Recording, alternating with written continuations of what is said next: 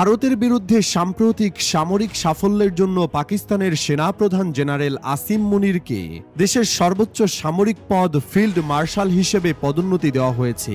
এই সিদ্ধান্ত ঘোষণার পর থেকেই দেশ বিদেশের সংবাদ মাধ্যমে তিনি আলোচনার কেন্দ্রবিন্দুতে চলে এসেছেন। বিশেষ করে ভারতীয় সংবাদ মাধ্যমগুলো তার ব্যক্তিজীবনের অজানা অধ্যায়গুলো নতুন করে তুলে ধরেছে। আসিম মুনির পাকিস্তান সেনাবাহিনীর ইতিহাসে একমাত্র ব্যক্তি যিনি মাদ্রাসা থেকে শিক্ষাজীবন শুরু করে সেনাবাহিনীর সর্বোচ্চ পদে পৌঁছেছেন। তিনি রাওয়ালপিন্ডির মার্কাজ মাদ্রাসায় দারুল তাওহিদে প্রাথমিক শিক্ষা গ্রহণ করেন।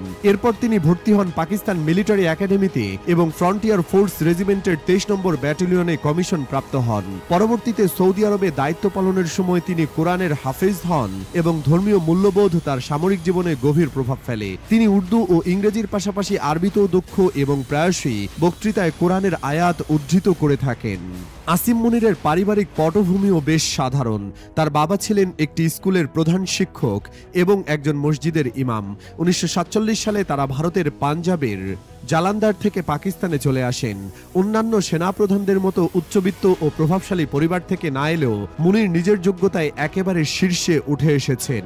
তবে তার কেরিয়ারে বিতর্ক রয়েছে। 2016 থেকে 2018 সাল পর্যন্ত তিনি সামরিক গোয়েন্দা সংস্থার প্রধান হিসেবে দায়িত্ব পালন করেন। 2018 সালে তিনি ISI প্রধান নিযুক্ত হলেও তৎকালীন প্রধানমন্ত্রী ইমরান খানের সঙ্গে দ্বন্দ্বের কারণে মাত্র 8 মাসেই পদচ্যুত হন। এরপর তিনি XXX কর্পসের কমান্ডার এবং কোয়ার্টার মাস্টার পদে দায়িত্ব পালন করেন। 2022 সালে ইমরান খানের পতনের পর শেহবাজ শরীফ সরকার তাকে সেনাপ্রধান হিসেবে নিয়োগ দেয়। 2024 সালের সাধারণ নির্বাচনে ইমরান খানের দলকে দলীয় প্রতীকে নির্বাচন করতে না দেওয়া, দলটির নেতাকর্মীদের গ্রেপ্তার ও দমন পীড়নের অভিযোগে দেশ বিদেশে সেনাবাহিনী ও আসিম মুনিরের ভাবমূর্তি চ্যালেঞ্জের মুখে পড়ে। ইমরান খান বর্তমানে কারাবন্দী এবং তার দলের অনেক নেতাই গোপনে অবস্থান করছেন। এসব ঘটনার পেছনে মুনিরের প্রত্যক্ষ ভূমিকা রয়েছে বলে অভিযোগ আছে। তবে ভারতের সঙ্গে সাম্প্রতিক সংঘাতে দৃশ্যত পাকিস্তানের পক্ষ হয়ে কৌশলী ও শক্তিশালী নেতৃত্ব প্রদানের মাধ্যমে মুনির ও সেনাবাহিনী আবারও জনগণের কাছে জনপ্রিয়তা ফিরে পেয়েছে। এই সাফল্যই তাকে ফিল্ড মার্শাল পদে উন্নীত করার পিছনে বড় ভূমিকা রেখেছে বলে রাজনৈতিক বিশ্লেষকরা মনে করছেন।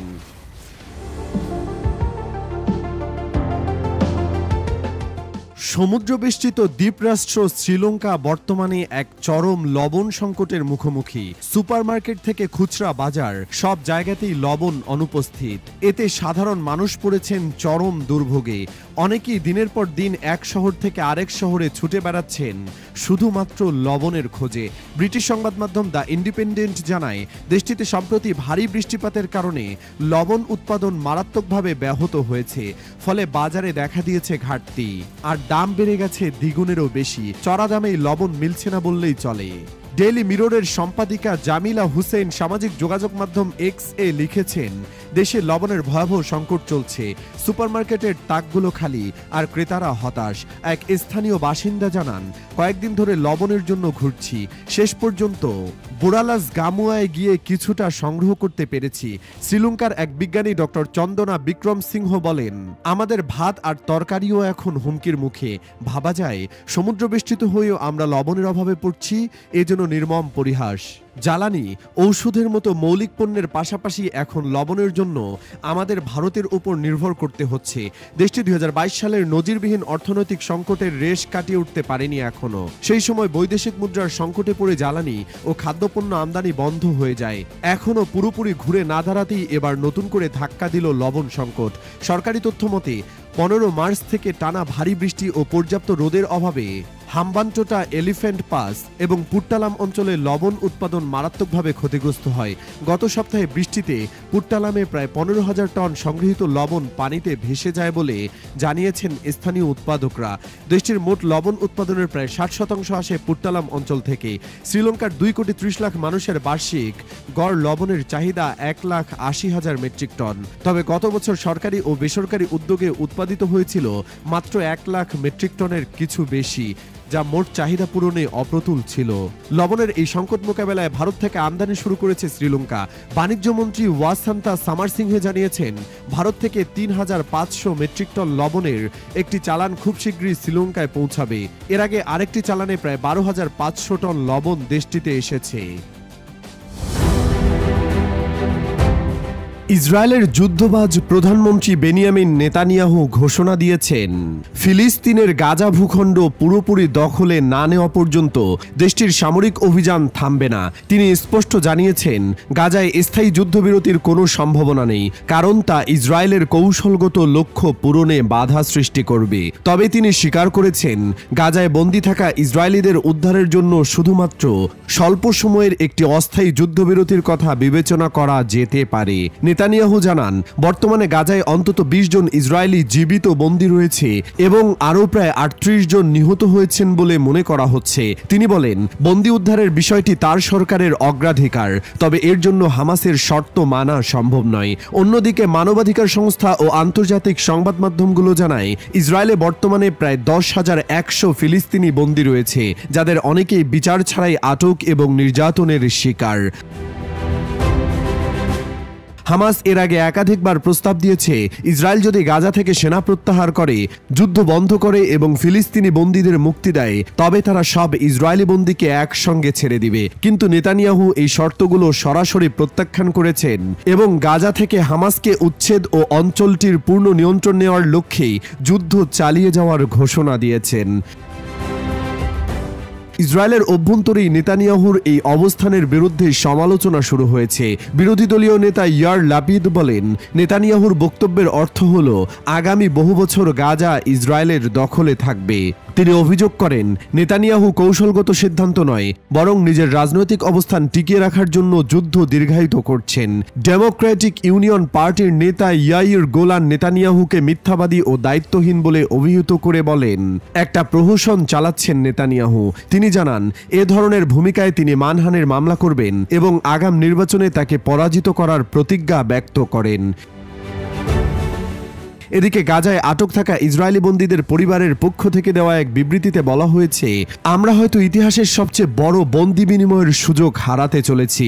যুদ্ধ চলছে প্রায় 19 মাস ধরে, কিন্তু এখনও কোনো কূটনৈতিক অগ্রগতি নেই। তারা আরও অভিযোগ করেন, সরকার তাদের পরিবারের সদস্যদের মুক্তির বিষয়ে যথাযথ উদ্যোগ নিচ্ছে না। গাজায় যুদ্ধ শুরু হয় 2023 সালের অক্টোবরে, যখন হামাসের হামলার জবাবে ইসরায়েল বড় পরিসরে সামরিক অভিযান শুরু করে। এই যুদ্ধ চলাকালীন গাজায় ভয়াবহ মানবিক বিপর্যয় নেমে আসে। আন্তর্জাতিক বিভিন্ন সংস্থা এবং সংবাদ মাধ্যম জানিয়েছে, এ পর্যন্ত ইসরায়েলের বিমান ও স্থল অভিযানে প্রায় 53,700 মানুষ নিহত হয়েছেন, যাদের বড় একটি অংশই নারী ও শিশু। ধ্বংস হয়ে গেছে হাজারো ঘরবাড়ি, হাসপাতাল ও স্কুল। এমন এক সময় এই বিবৃতি এসেছে যখন আন্তর্জাতিক সম্প্রদায় ইসরায়েলের ওপর যুদ্ধ বন্ধের জন্য ক্রমবর্ধমান চাপ সৃষ্টি করছে। জাতিসংঘ ও বিভিন্ন মানবাধিকার সংস্থা গাজায় যুদ্ধ অপরাধের অভিযোগে তদন্তের আহ্বান জানাচ্ছে। তবে নেতানিয়াহু তার অবস্থান থেকে সরছেন না, বরং যুদ্ধকে জাতীয় নিরাপত্তার অপরিহার্য উপাদান হিসেবে তুলে ধরেছেন।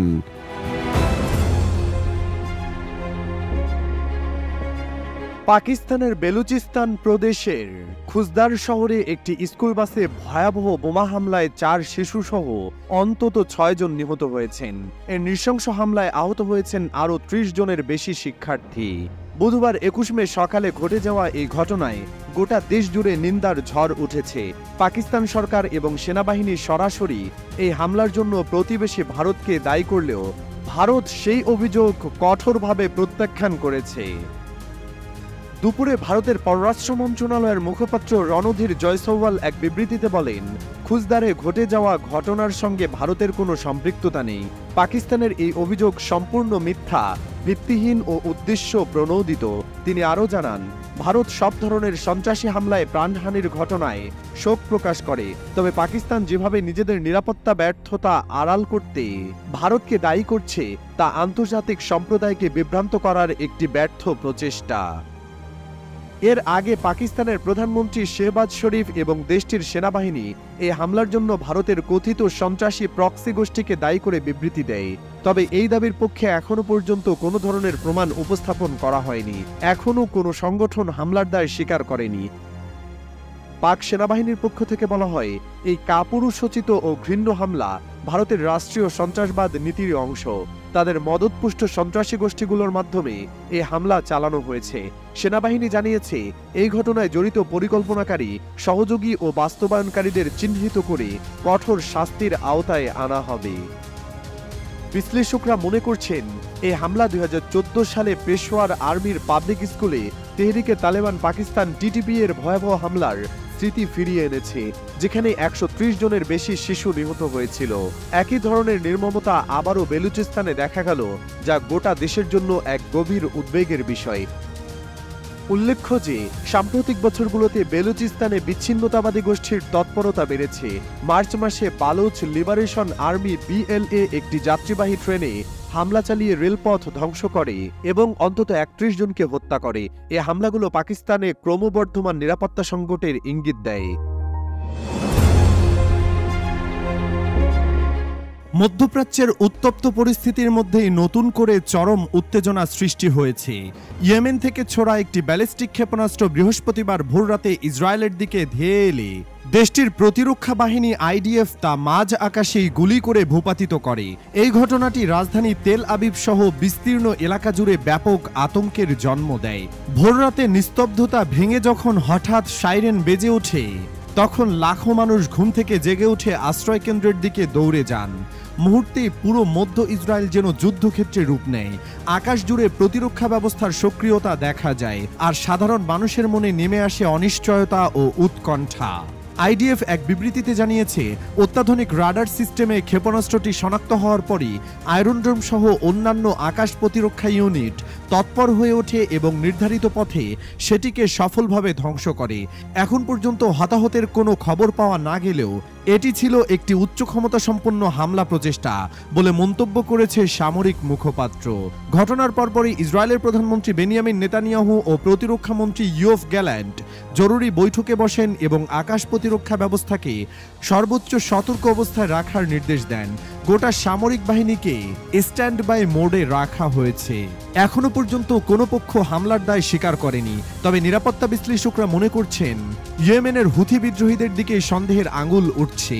এর আগে তারা একাধিকবার ক্ষেপণাস্ত্র ও ড্রোন হামলা চালিয়েছে, যদিও এবার তারা সরাসরি জড়িত কিনা তা নিশ্চিত করা যায়নি। সেনাবাহিনী জানিয়েছে ঘটনার পূর্ণাঙ্গ তদন্ত শুরু হয়েছে এবং আঞ্চলিক গোয়েন্দা সংস্থাগুলোর সঙ্গে সমন্বয় করে তথ্য সংগ্রহ করা হচ্ছে। হুথিদের পাশাপাশি ইরান ঘনিষ্ঠ অন্যান্য গোষ্ঠীর সম্ভাব্য সংশ্লিষ্টতার বিষয়ে খতিয়ে দেখা হচ্ছে। মধ্যপ্রাচ্যে চলমান সংঘাত, বিশেষ করে গাজা, লেবানন ও ইয়েমেন ফ্রন্টে উত্তেজনার মধ্যেই এই ক্ষেপণাস্ত্র হামলা নতুন করে উদ্বেগের জন্ম দিয়েছে। নিরাপত্তা বিশ্লেষকরা বলছেন এটি শুধু একটি বিচ্ছিন্ন ঘটনা নয়, বরং একটি বড় আকারে আঞ্চলিক সংঘাতের সম্ভাব্য ইঙ্গিতও হতে পারে।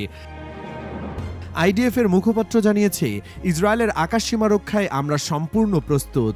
আমাদের প্রতিরক্ষা ব্যবস্থা সক্রিয় এবং শত্রুর যে কোনো আক্রমণের উপযুক্ত জবাব দিতে প্রস্তুত। সেনাবাহিনী জনসাধারণকে সতর্ক থাকার আহ্বান জানিয়েছে এবং যে কোনো জরুরি অবস্থার জন্য প্রস্তুত থাকার নির্দেশ দিয়েছে। পরিস্থিতির আরও কোনো অগ্রগতি ঘটলে তাৎক্ষণিকভাবে জনসাধারণকে অবহিত করা হবে বলেও জানানো হয়েছে। ইয়েমেন থেকে ইসরায়েলের দিকে ছোড়া এই ক্ষেপণাস্ত্র একটি গুরুতর বার্তা বহন করে। মধ্যপ্রাচ্যে যুদ্ধের ছায়া যেন আরও ঘন হচ্ছে।